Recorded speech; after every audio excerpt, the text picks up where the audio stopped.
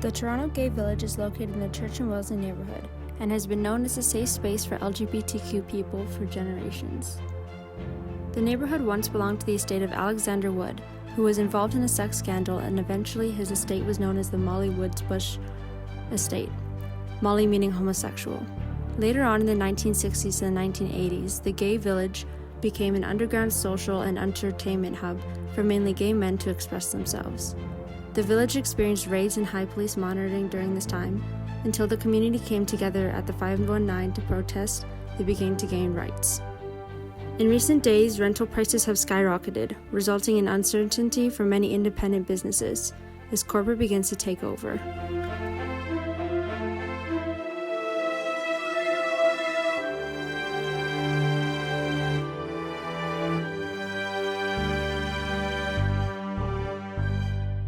Hello, my name is Tiana Henry. I am the Events and Outreach Coordinator at Glad Day Bookshop.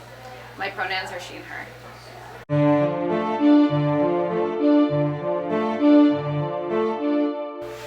So Glad Day started in 1970, which makes it the world's longest surviving queer and trans bookstore. It was started by a man named Gerald Moldenhauer, who sort of rose to the occasion at what was a lack of access to queer materials at the time by having a store, mobile store in his backpack. He would bike around the streets of Toronto with his backpack full of gay books, and that's how Glad Day actually started. So in the previous locations, Glad Day was just primarily a bookstore. That was also during an era when bookstores were more commonplace. Before the dawn of the internet really hit and took off, a lot of the things we sold started not selling anymore because they were really accessible on the internet. And especially in the 90s and early 2000s, a lot of folks still didn't feel super comfortable coming into the physical space, and so if they could find similar materials online where they could be safer and anonymous, they opted to do that. So that sort of contributed to a huge loss of revenue. Glad Day was going to go bankrupt, and what happened was 22 local queer and trans community members got together and saved the space. And they tried their luck at the old location for a while, and they realized that in order to keep up with surviving capitalism, rent, they had to change the way they approached the business model, which means they wanted to add things like alcohol sales and coffee and, just completely change over the whole model. We've been here for about 10 years. We opened it up to be a restaurant, bar, cafe, event space, and bookstore.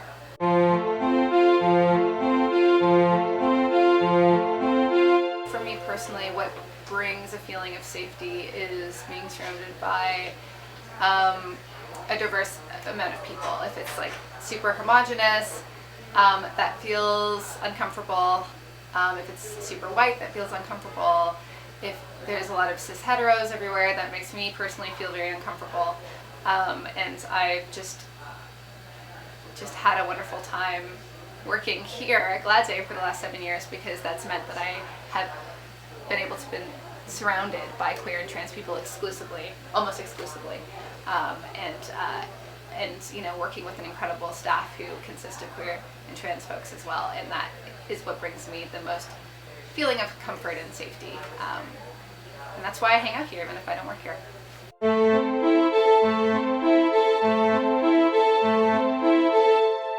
When you're sort of queering a space, you're attempting to take away any sort of normativity from it, any sort of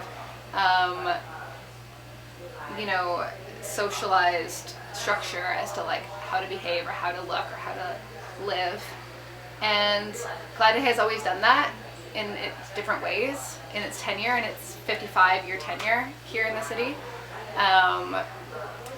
But what I think sets us apart from most bookstores and most spaces in general is, instead of having an LGBTQ+ section, we completely center queer and trans books, and we don't have any books written by non-queer trans people. And that's a way for us to take what is usually sort of like an afterthought, or usually sort of a diversity inclusion, into like, no, this is like this is our whole deal. This is like what it matters to us. This is what we center. And that's what is super refreshing, I think, because often people, in my experience, people that come in here have never experienced something like that, have never experienced being centered in the way that we center queerness here.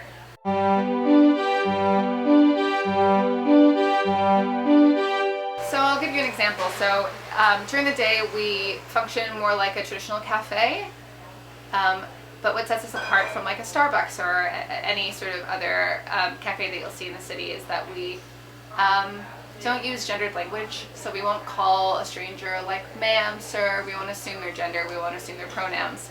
And I think that just that act is so important, because it's certainly not the average experience that a lot of like trans non-binary people face every day when they're just trying to get a coffee.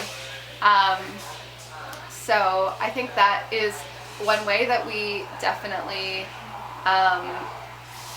make a space feel more inclusive and safer. And I think also when you walk in and you see the staff working there, you know, are queer and trans like you, or are BIPOC, or, you know, I think that contributes to an overall feeling of like belonging. And I think that's invaluable as well.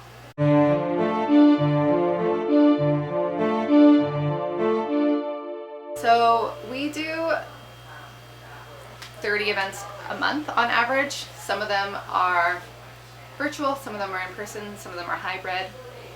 And that's a way that we try to access folks, community members that live around the world who aren't able to access the space due to geography or due to mobility issues. We have poetry nights, we have drag brunches, we have movie screenings, we have dance parties, we have drag nights, we have burlesque nights. We have a lot of organizations that host their fundraisers here, that host their mixers here, any sort of queer contingent of every industry that you can imagine. We have political events here, we've had dance classes here, we've had karaoke here, name the thing, and we've done it, and we've queered it.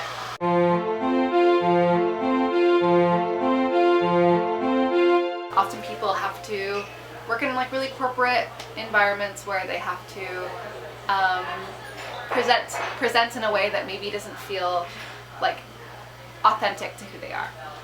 There's a lot of trans people who don't feel comfortable disclosing that they're trans in their workplace or even in their home lives.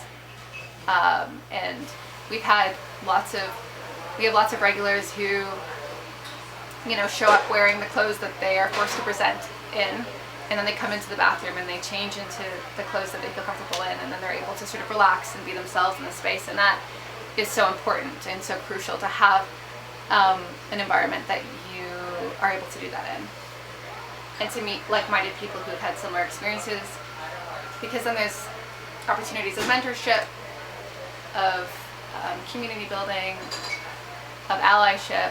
I mean, name the thing. I mean, it's so invaluable.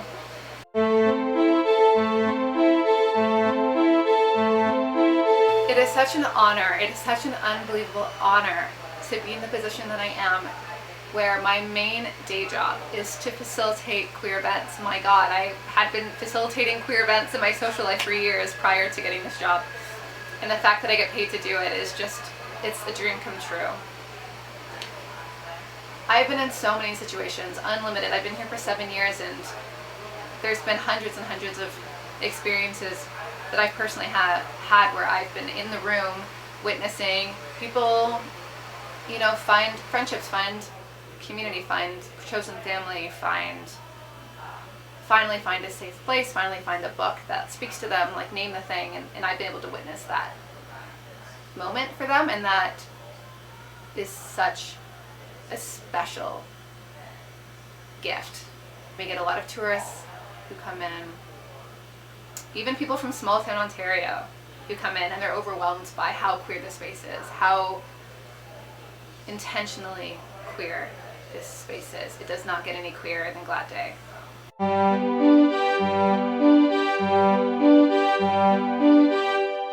I think this neighborhood, the city in general, but certainly downtown Toronto, is incredibly expensive. So our rent is extraordinary, and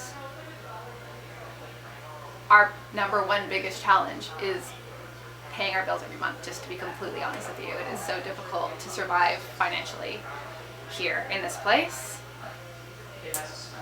Inflation makes things worse, but it's also hard to survive as an independent business, period, unfortunately, in Toronto. And this neighborhood is not an exception to that.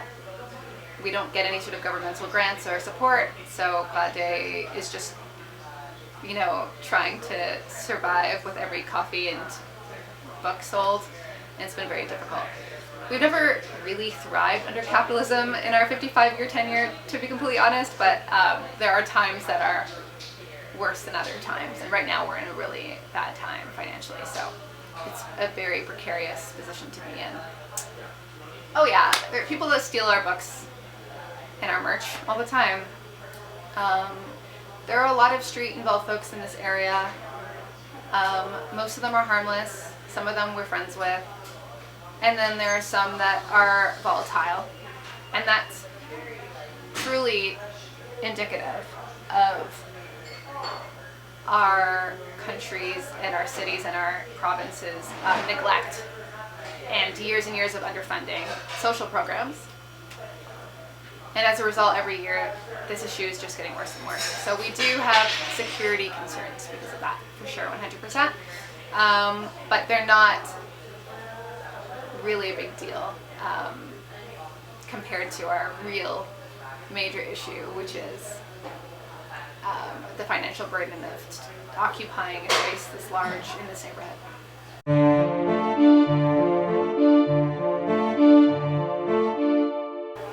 In the time that we've been in this location, which has been about a decade, we have really diversified our titles, our books, in a way that we weren't able to due to lack of access and just less books being written in the old location. And I think that for the older cis white male generations who sort of grew up with Glad Day, we've had issues with them being upset by that change, by us centering BIPOC voices, trans voices.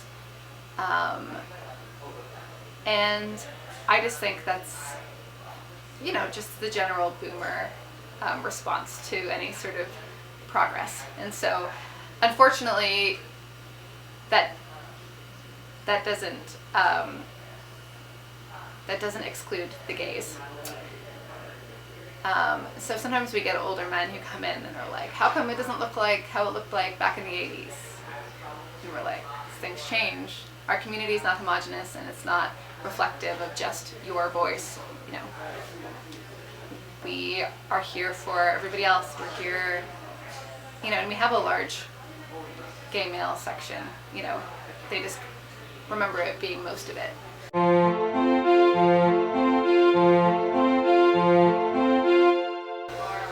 I think that due to the rise of right-wing anti-queer and trans propaganda in the States, we may start getting targeted more so than we have been in the last decade, because Canada is not immune to that kind of sentiment, and often we piggyback off of sort of American politics, unfortunately.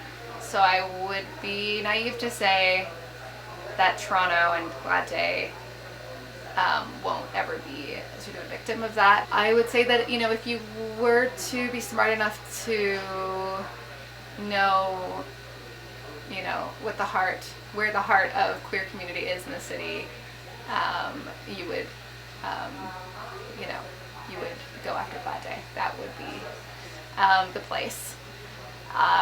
So let's cross our fingers that doesn't happen. Every Pride, the cops usually have like bomb threats that they surveil. Like, you know, there's always sort of risks that are happening that usually get dealt with without anybody's knowledge. But in terms of everyday existence, our biggest fear is our landlord.